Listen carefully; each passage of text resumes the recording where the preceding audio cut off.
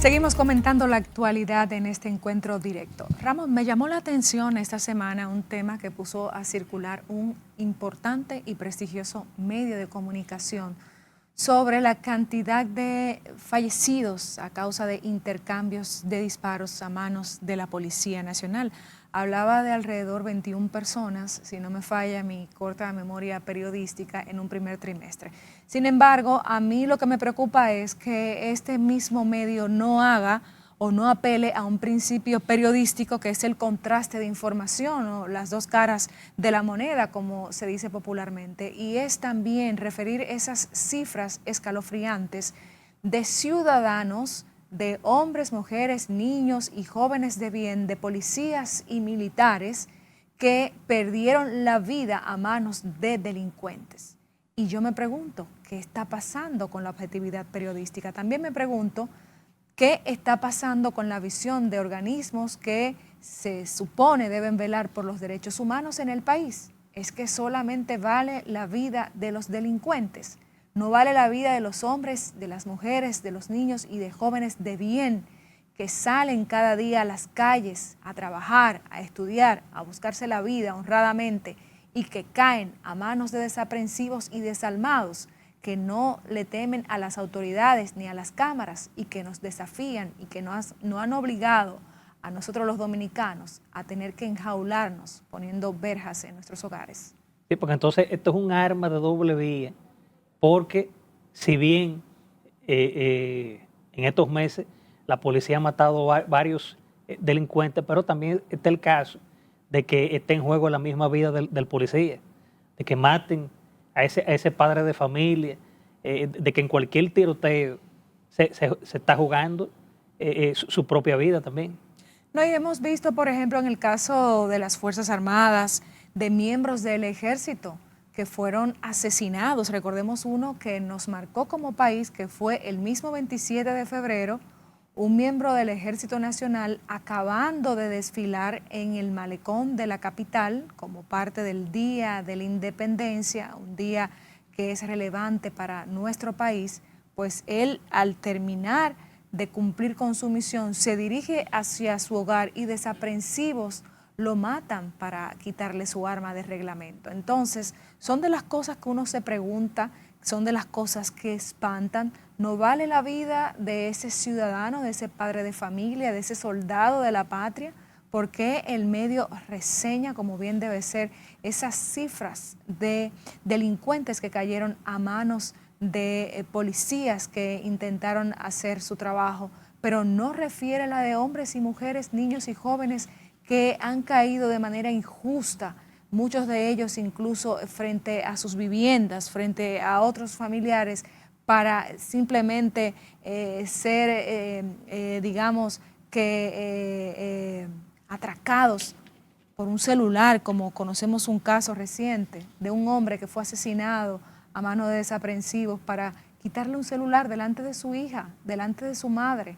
Entonces son de las cosas que uno dice, bueno, obviamente la Policía Nacional... Lo que pasa que también, María, se da el caso de que a veces hay tanta delincuencia en un sitio que a veces hasta la propia gente decide como tomar como carta en el asunto. No, Ramón, y también es importante, porque hay que decir las cosas como son, que se han respetado los derechos humanos de las personas. Es decir, que sabemos que hay agentes de la policía, sabemos que hay militares, sabemos que especialmente de la policía que debe velar por la seguridad ciudadana, pues incurre en excesos, incurre también en violaciones del protocolo, en la detención del ciudadano.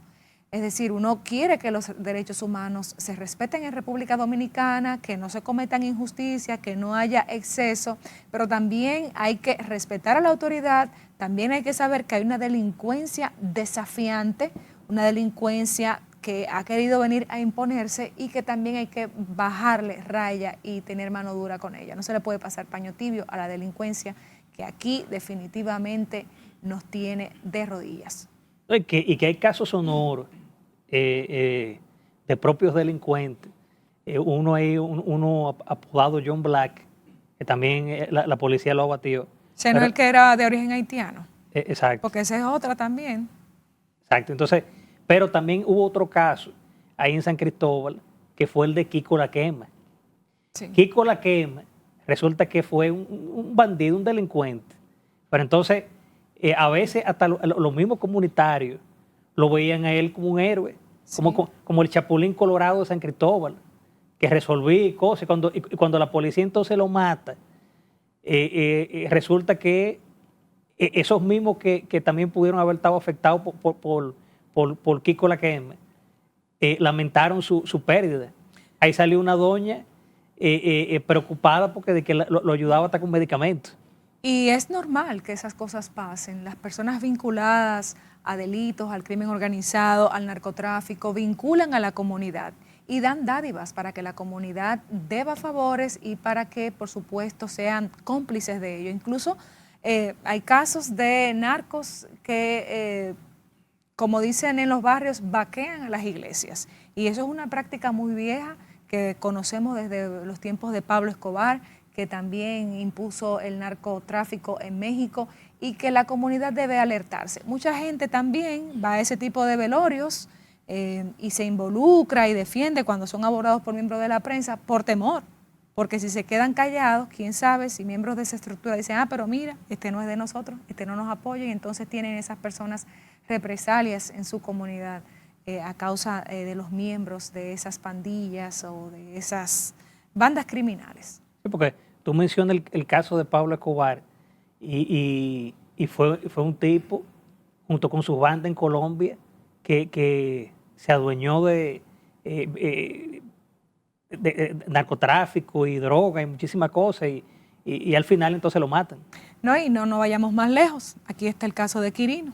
Sí, sí. Mucha gente aquí lloró cuando Quirino fue apresado y mucha gente dijo que su apresamiento iba a arreciar un poco la pobreza en el sur profundo, donde mucha gente trabajaba y producía gracias a la ayuda de Quirino y a las inversiones que él había hecho. La verdad también es que a la delincuencia hay que mandarles un mensaje, porque el presidente Luis Abinader en algún momento llamó a Kiko La Quema a que se entregara y también las autoridades policiales, y él no lo hizo. Entonces, la verdad es que la seguridad ciudadana debe estar por encima de todo, y todo el que desafíe a la autoridad debe recibir una respuesta contundente. Obviamente, la autoridad debe respetar los derechos humanos. No, claro, porque eso, aquí hubo un caso, por ejemplo, que al final el policía pagó, pero recordemos aquella pareja de evangélicos que mataron en la carretera. Claro, en Villa Altagracia. Que la policía le entró a tiro al carro.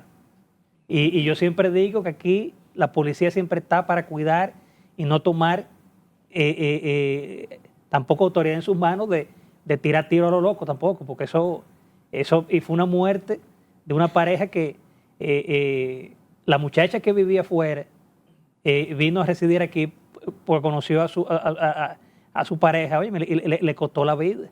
No, y ese caso fue más allá, porque ahí era un modus operandi de una banda que incluso involucra a un coronel de la policía. Era una banda que se dedicaba a ejecutar, fueron algunas de las informaciones que recuerdo salieron en su momento con el tiempo, y la verdad es que lamentablemente hay policías en su mayoría que son de bien, pero también hay manzanas podridas, y qué bueno que el presidente Abinader está a la cabeza con sus reuniones de seguridad ciudadana cada semana, tratando de tomar el toro por los cuernos, y obviamente hay cifras que son alentadoras y debe seguir por ahí el presidente, porque mucha gente no cree en la Policía Nacional, a pesar de que también en algún momento confía al momento de que se le presenta un problema. Es una contradicción. Exacto. Bueno, María, nos vamos a una pausa comercial y tal como habíamos anunciado, nos acompañará en la entrevista estelar la doctora Evangelina Soler, neumóloga y expresidenta de la Sociedad Nacional de Neumología, que nos viene a abordar muchos temas de interés sobre la salud. Ya volvemos.